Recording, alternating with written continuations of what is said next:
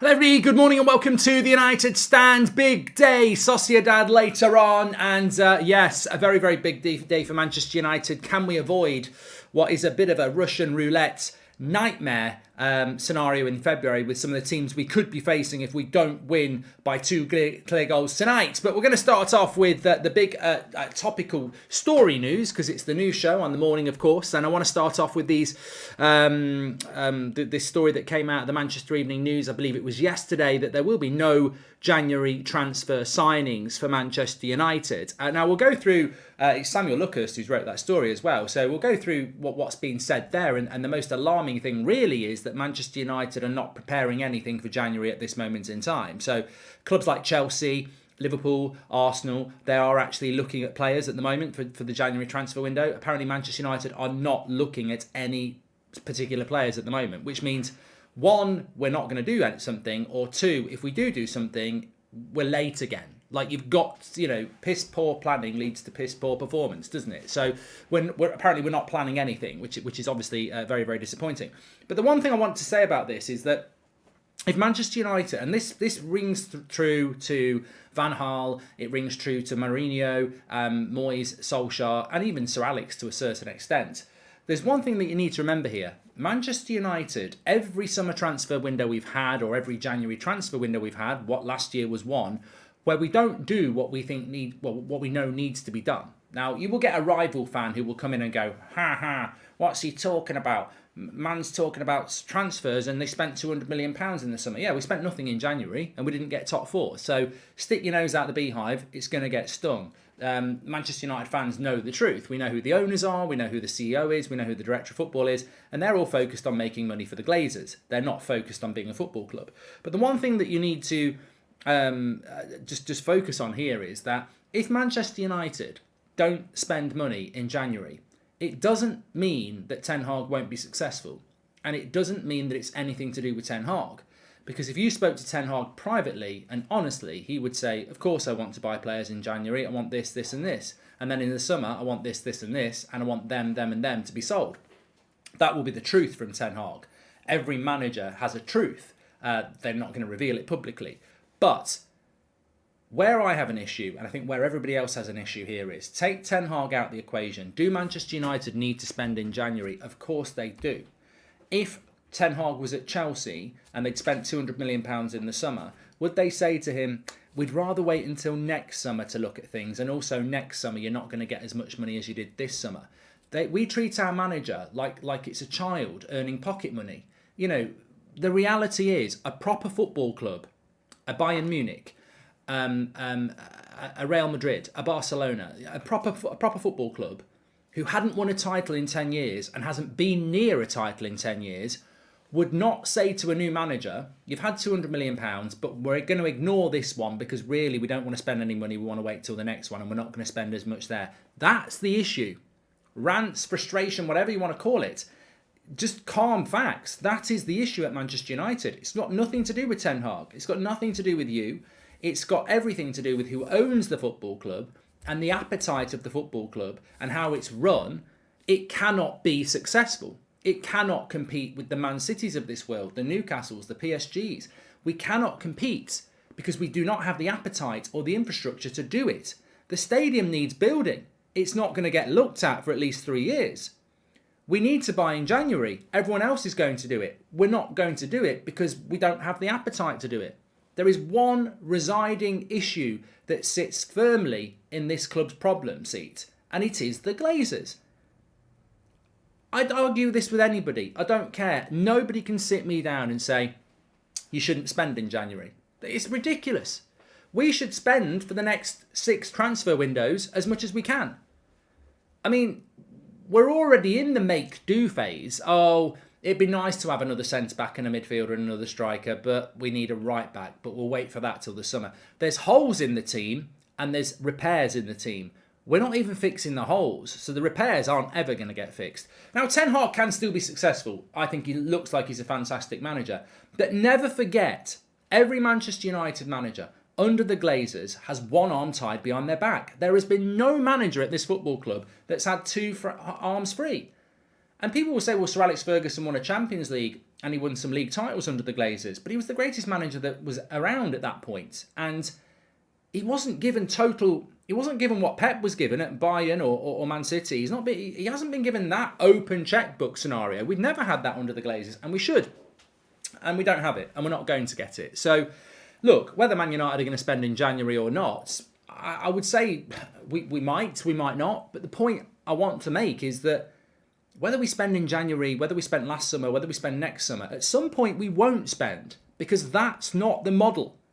The model doesn't lie. They've been here for 16, 17 years. Their model is to keep us in debt and to take dividends and make money out of brand Manchester United. That's the model. Wake up, smell the coffee, and realise that with this ownership, we will never be successful, because we can't. We can't. I would liken Manchester United to a Ferrari from 20 years ago.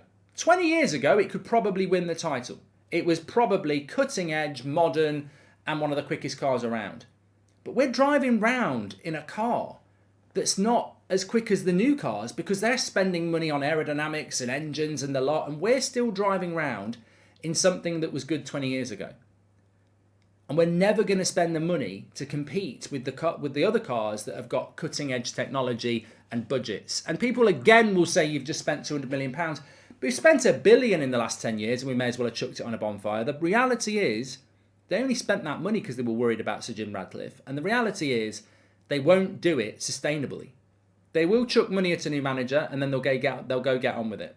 And that we're always going to struggle. We're always going to struggle. And maybe Ten Hag can defy logic. Maybe he can. But I think it's always worth putting it in your head that Ten Hag's not fighting like Potter or Pep or Howe. He's not going to have those resources. Consistency is the problem at Manchester United, and it's not just on the pitch. You can't spend £200 million one summer and then say we're not spending anything in January and we're spending half as much next summer. Because ultimately, over 3 transfer windows, that's 80 million. It's not even 80 million. It's under 70 million.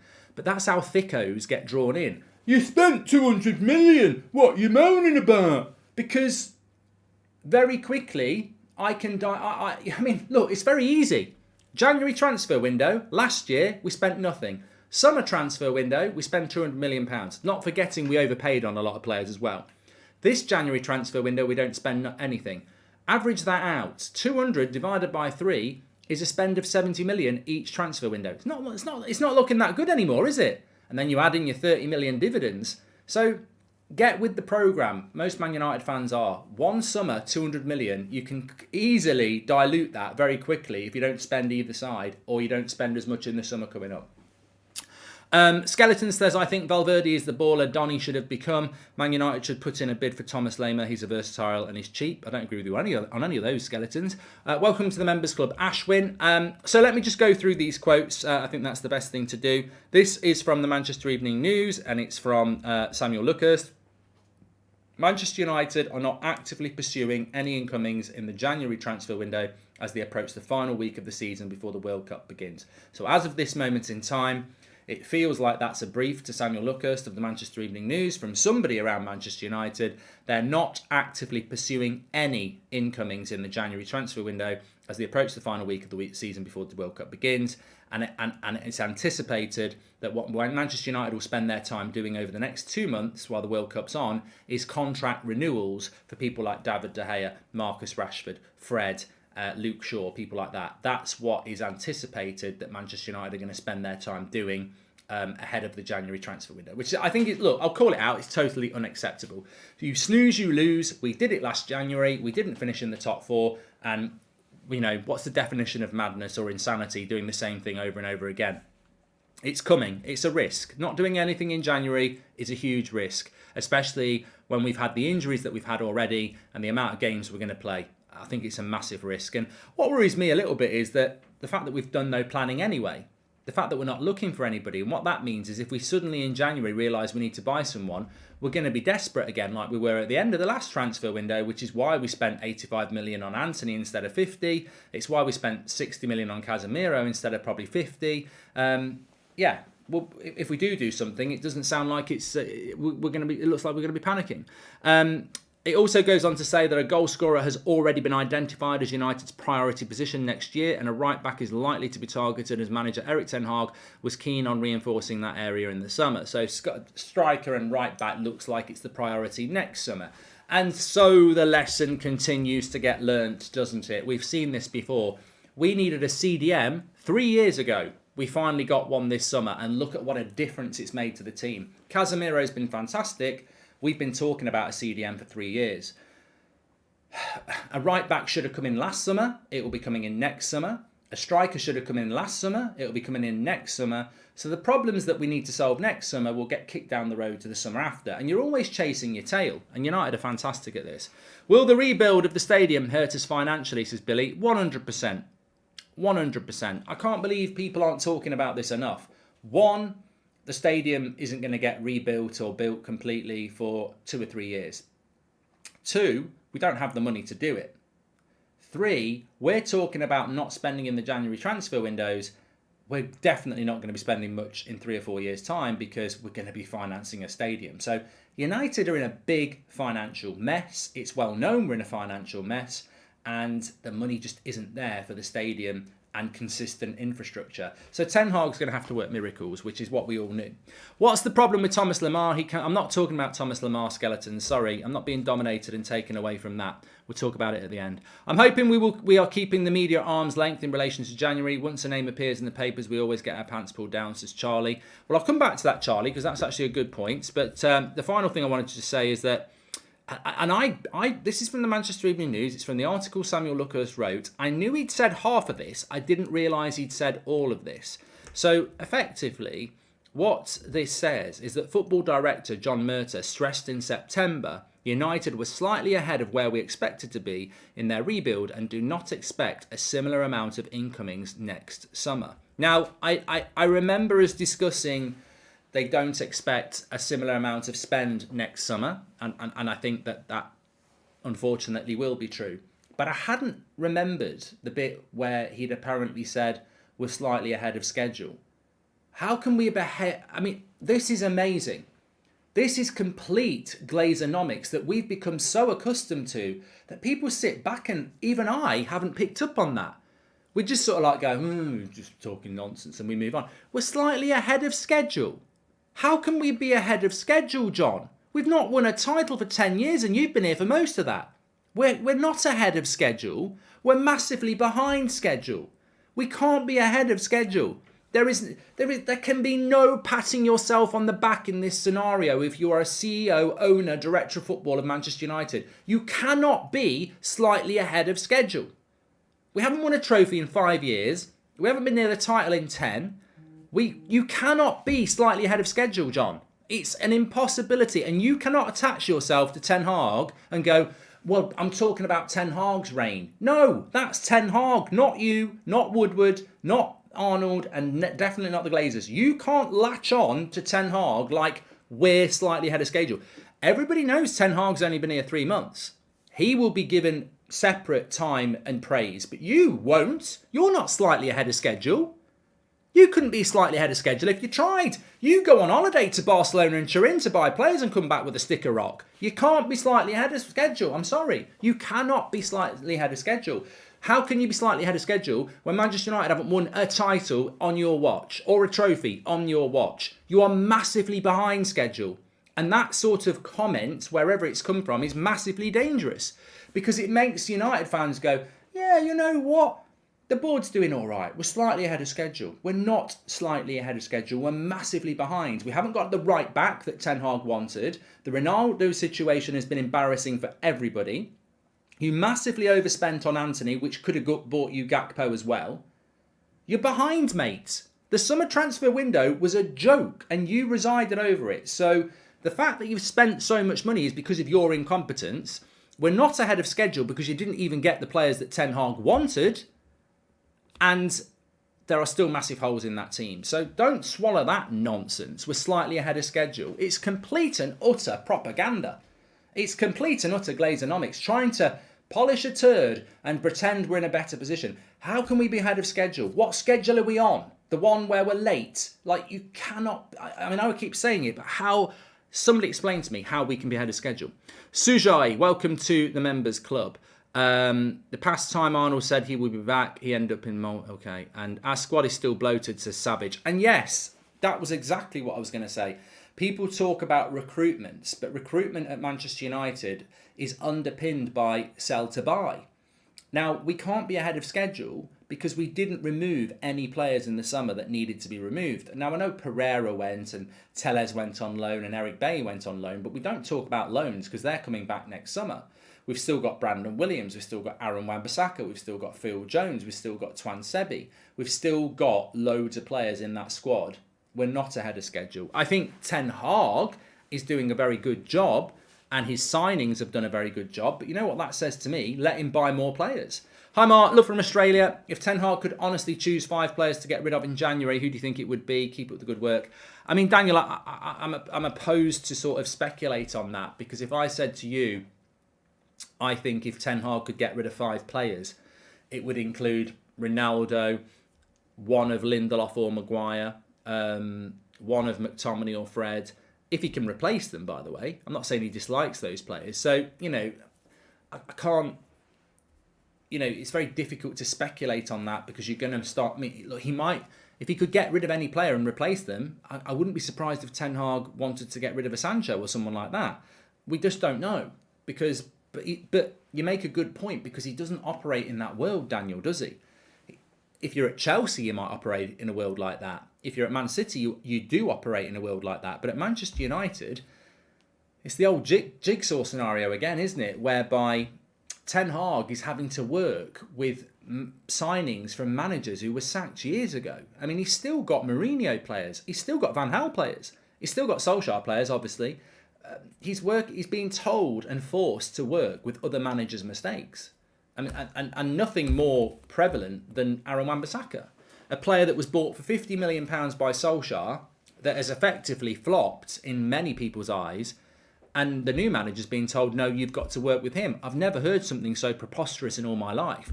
A manager comes in to rebuild the club from top to bottom, and then his CEO is saying, yeah, you've got to work with that player that a previous manager bought for too much money and failed. I mean, how can that ever work? If you've got to be able to build the team. So we're not ahead of schedule at all. Hi, Mark. Off topic, but how come you and Ricky Gervais have a very similar accent and dialect, but he's from Reading and you're from Nottingham? I don't think we do, Sujai. I don't think anyone from England would think that me and Ricky Gervais have got a similar accent.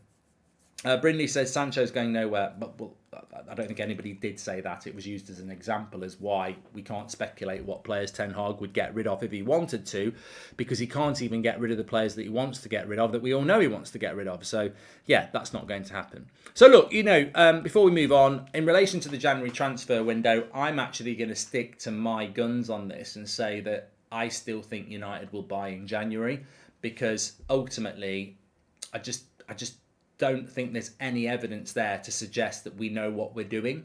And I think what will happen in January is that they will realise very quickly that they are not getting top 4 unless they do something. There'll probably be more injuries. They'll see Chelsea buy 2 or 3. They'll see Liverpool buy, Arsenal buy, maybe Spurs will buy again because they know it worked well for them last January. And United will go, shit, our squad's not going to last till May, is it? Something everybody knows now. And they'll panic in the January transfer window. And look, a couple of examples there. I saw yesterday that United were linked with, is it Choupo-Moting from Bayern Munich? I mean, he's done a reasonable job there. I mean, he's done a lot better than what he did at Stoke. He's 33 and he's out of contract in the summer. I mean, come on down. It's absolutely perfect for Manchester United to panic and go and give Bayern Munich 10 million in January. It's absolutely perfect. There's no longevity in it. He probably doesn't suit us. It's the sort of signing QPR used to do in the Premier League years ago. But you know what? That'll be right up United Street in January when they're panicking about, everyone else is buying and we're not. I mean, I almost feel sorry for people like John Murtaugh and Richard Arnold at times because they're bound by the Glazers. Of course they are. The Glazers are at the top of the tree and they tell everyone what's going on. You can't sit there planning to buy in January when the Glazers are saying no. So, that's the situation this football club is gripped in, and it's a vice-like grip. But you can guarantee in January they'll suddenly be like, yes, you can buy now. And it's like, well, shit, what am I... you know, if you told me that 3 months ago, at least have a prepare list, but you can't have a prepare list really, because you start approaching a player and you go, yeah, we haven't got any money. We're just seeing if you'd be interested in case we do get any money. This is the problem at Manchester United. I said it at the start of the video. If you're putting it out there that you're not buying in January, players and agents are not going to talk to you. They're going to talk to clubs like Arsenal and Chelsea who are buying in January, who openly are looking to buy. United always get it wrong because we say we're not buying in January, we're not buying in the summer, we're not spending big, we won't be bullied. And then clubs go and speak to other clubs, and then we have to knock on the door late and go, we do want you, really? We were just trying some stupid, ineffective, reverse psychology. We do want you. Well, you better pay now. Okay, yeah. And you can see that happening in January. So I think we will buy in January because I think the fallout, if we don't, and people talk about the Glazer out movement, well, the Glazer out movement hasn't gone. It hasn't disappeared. And it will always spike on events that frustrate the fan base. Now, if United and Ten Hag have got us in a good position in January and then everyone else starts strengthening and we start having to play too many games and get injuries, that's when the Glazer out movement will come absolutely public back again, because it'll be like, this is why we're so shit, because the club is run by people who aren't good enough. Have you noticed the megastore discounts recently? The percentage off is going up by the week. Looks like nobody's buying the new kits. Not an ad. Glazer's out, says Mason Reed. Mark, should we look at free agents or players who have a year left? Tillemans is available, says Mikel. But you know what? We won't get Tillemans, Mikel. And whether people want Tillemans or not, and I wouldn't be opposed to that. One, we're not going to be looking for a midfielder. Two, there's already clubs speaking to Tillemans about a move in January. Now, whether that is Arsenal still, or whether it's Liverpool, or whether it's Bayern Munich or whoever, they're already talking to Tillemans and Leicester. We're not. So we won't do a deal like that because we're not in the conversation. City would sell Sancho, Maguire and buy Sesko and Dumfries. A blind man can see it, says Charlie Max. Mate, I don't want to make people feel depressed ahead of what's a massive game this afternoon because I want to talk about that. But the cold, harsh facts are, if we had the ownership of Newcastle, Manchester City, Chelsea, Liverpool to a certain extent, Arsenal, we would be run very, very differently. We are not run to be competitive on the football pitch. We are run to be competitive off the pitch. And it's all coming down like a crash of cards. It is. Man United are not making the money they used to make. The Glazers are crapping themselves. I keep saying to people the Glazers will sell. But I think what they're trying to do is they're clinging on for the Super League. Because if the Super League happens, it becomes a money pit again. There's so much money for a Super League. And I think that's what the Glazers are holding on for. If the Super League idea could be killed off completely, I think the Glazers are gone. But they're clinging on for that Super League money, and I think that's the only reason they're still here. Sort of intertwining with the transfer window, obviously there'll be a lot of clubs preparing for the transfer window over the next few weeks, and I hope Man United start preparing for it as well. They have to. But when we come back in January, there are two massive uncertainties. One, we will find out tonight whether we've got to play 2 more games in February. And 2, what impact is the World Cup going to have on our players? And of course, it's going to have an impact on other clubs as well. But what impact will it have on our players? What impact will it have on Cristiano Ronaldo, Dalot, Luke Shaw? These players that have already played a lot of football and will play a lot more football. They come back. They literally have a week rest, really. Maybe 2 weeks if you get knocked out a bit early. There's no go and have a holiday. Every World Cup, every Euros, go and refresh your mind and your body for a few weeks. And that's important, your mind. They're all going to come back from that World Cup, go straight into a season that is going to run relentlessly like it did when COVID came back for 5 months. From Boxing Day on December the 26th to the end of May, there is no break. There's no break at all. These players are going to be asked to play 3 games a week in some cases for 5 months after a World Cup, and they've already played a load of football here. The injuries are going to be huge for us. Others maybe, but us, right? Which brings us on to the job tonight. If we don't win tonight by 2 clear goals, we've got 2 more games to play in February. Now, I don't want those 2 games. Ten Hag doesn't want them. The players don't want them. You don't want them. But even if you take them away, we've still got too many games for that squad. Throw them in and you're at breaking point. And let's not forget, if we do not beat Sociedad by 2 goals tonight, we're playing 2 extra games in February, which we cannot do. We cannot do it. We just don't have the squad for this. You're going to be... I envisage a scenario, if they're fit, that come March we could be starting Phil Jones and Twan Sebi and Brandon Williams and God knows who else. Like I genuinely think that will have to happen, because I'm not being sensationalist here. Look at the numbers, look at the minutes, look at this season. I can't see any player, Eriksen, Ronaldo, Rashford, I can't see any player playing consistently from August to May. I just can't see it. I just don't see how it's possible. And it's dangerous. It's actually really dangerous. But money takes over the world. That Qatar World Cup is about money. It shouldn't even be in November. And Manchester United's about money. That squad is not capable. It's just not capable of and I've not heard anybody say it seriously, but that Manchester United squad is just not capable for this season. Physically, they're not capable. And the reason for that is when you look at the front, we've got Martial, Ronaldo, Rashford, Sancho and Anthony. 5 players, plus Alanga and Garnacho, who are youth players. So we've got 5 players for 3 positions to play 3 times a week for 9 months. Martial's never fit. Ronaldo's had his issues. Rashford has we're just not, and that's just the forward line. Before you get onto the midfield and the defence, we're just not set for this season at all. But the teams we could play, Tom Grant says, "G'day Mark, why are we being ran by parasites? Feels like a long time before this nightmare is over." I think it will be over, Tom, but I think that renaissance of the Super League needs to be stopped. Fans need to stop that Super League. Dan, MUFC, thank you very much for joining the Members Club. Mark, if we have an injury crisis, could we recall our loan players like Bailly and Tellez as cover? Well, I wouldn't be surprised if we did, Mikel, but they're not the answer, are they? But let me just say, bringing it back to tonight, massive game tonight. I don't know whether we can do it. We'll talk about that in a minute. But if we don't do it, and I'd say there's a 70% chance that we won't do it, and a 30% chance that we will. I think we'll win tonight, but can we do it by 2 goals? Very, very difficult with the injuries we've got. And again, people are talking like we don't need to buy in January. We've got a massive game tonight, and we've got no Martial, no Anthony, and no Sancho. And that's, 3 months into the season. Imagine what it's going to be like in February and March. But anyway, these are the teams that we'll have to play if we don't beat Sociedad and the 2 extra games. We'll either have to play Ajax, Leverkusen, Barcelona, Sporting, RB Salzburg, Shakhtar Donetsk, Sevilla or Juventus. Now, we're more than capable of beating half those teams, but they're not easy games. They're not as easy as not having to play them. They're not as easy as a bye where you don't play. So, look, it's becoming very, very obvious to anybody with a brain that you cannot ignore this January transfer window. We shouldn't have ignored it last year, but you can't ignore this one. You just can't. The club is going to crumble. We're going to lose a lot of games after Christmas if we're just going to use the players that we've got. It's inevitable. And what geniuses out there haven't realised as well is these players haven't played like this before. And what I mean by that is we're doing a lot more running than any of these players have done for 3 years. We're playing with much more intensity. We're moving the ball quicker. We're trying to win it back quicker.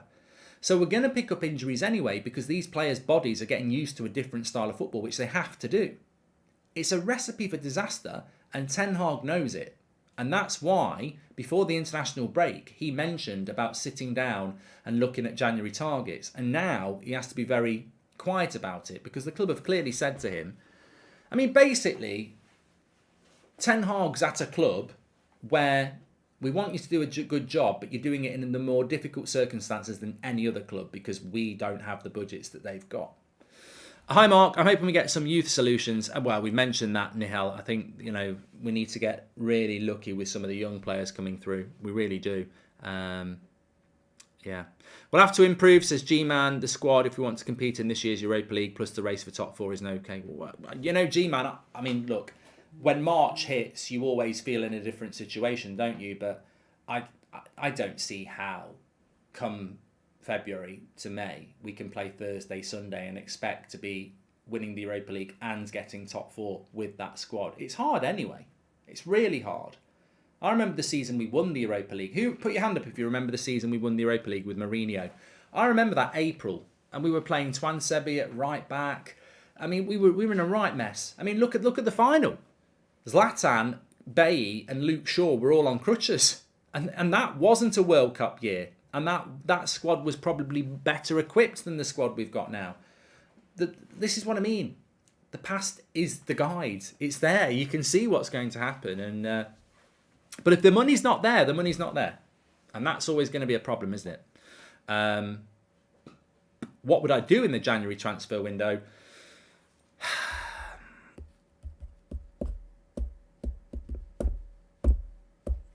Look, there's loads of things I could do. I could spend loads of time talking about it. I mean, you could go and get Gakpo. You could go and get Max Aarons. You could go and get Tielemans. There's 3 players straight away that aren't going to cost you any more than 50 million.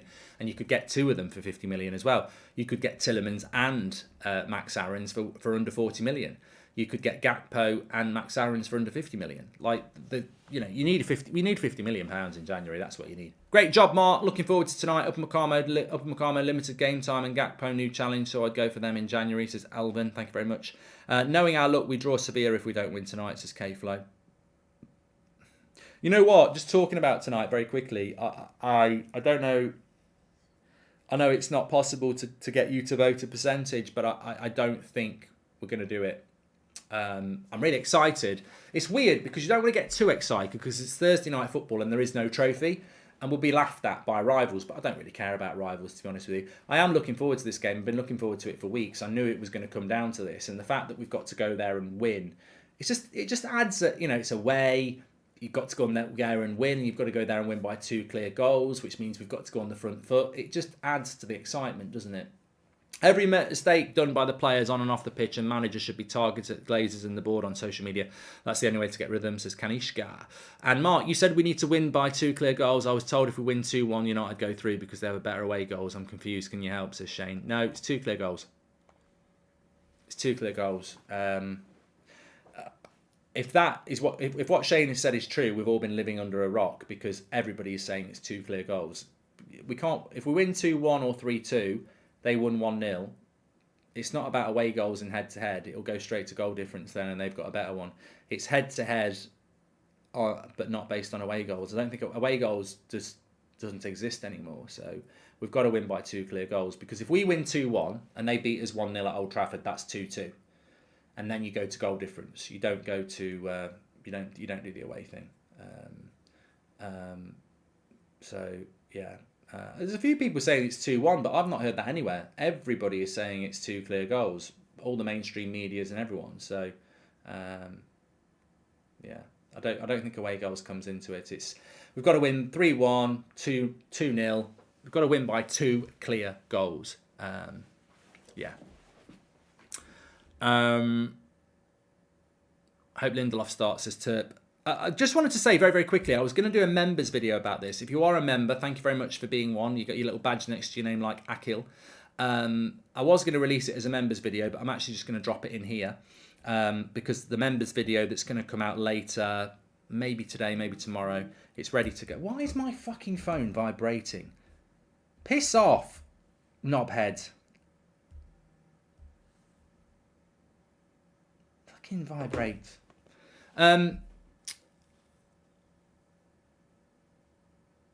There's a few people getting a bit confused here. It's not 2-1. It's by 2 clear goals. Just on David De Gea, I just wanted to say this. There's a massive difference in the way that David De Gea is playing this season.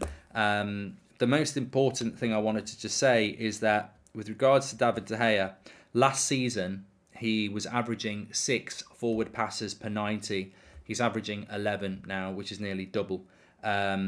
His short passes, he's gone up from 8 short passes per game to 11.5 short passes per game. And received passes, really interesting. So people who are passing to him, 8.6 received passes per 90 last season. He's up at 14 this season. So his passing is basically doubled. And I think because of that, we're seeing what De Gea can do. It's a style thing. Ten Hag nailed it last night when he said it. Different style of football. We are using him a lot more, and therefore we're seeing more of his passing ability. It's as simple as that. And that's coming from obviously De Gea's ability, but it's also coming from the way that the manager wants to play.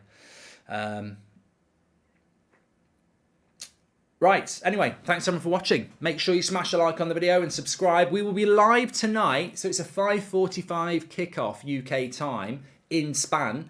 So we will be live at 4:45. I'm excited, looking forward to it. I've got to finish my FIFA career mode a little. I'll start it a little bit earlier at 3 on Twitch. I think we've got a little bit of a road trip from Beth coming in at 2 as well. She's out there. She had a very good night with Ricky last night. In the pub, obviously.